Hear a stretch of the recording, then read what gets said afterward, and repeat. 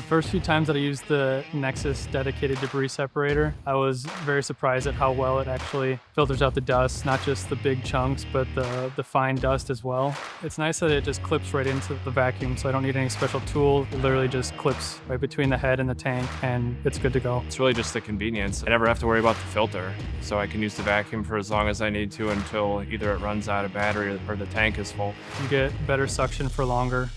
Even if you pack the tank full, it doesn't get to the filter. You can keep going and not have to stop and clean it out nearly as frequently. The ability to hook up to all my saws, all my hand tools at the bench just integrates really well.